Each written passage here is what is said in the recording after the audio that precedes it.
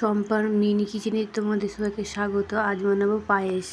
দেখো, দুধ, কাজু বাদাম, চিনি, 1 কাপ দুধ, তারপরে চালটাকে ভালো করে ধুয়ে নিলাম।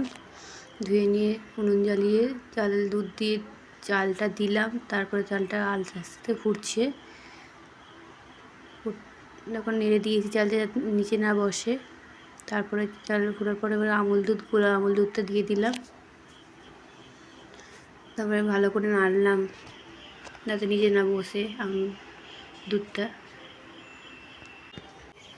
ভালো করে নেড়ে চেড়ে পায়েসটা ভালো করে নেড়ে চেড়ে তুলে হয়ে এসছে মোটামুটি। তাও নাড়ছি যাতে না নিচে বসে, না নাড়লে বসে যাবে। তারপর এসে কাজু বাদাম দিলাম গুঁড়ো দিয়েছি, দিয়ে পায়েস হয়ে গেছে। এবার নামিয়ে দেবো আর নেড়ে চেড়ে এবার নামাবো।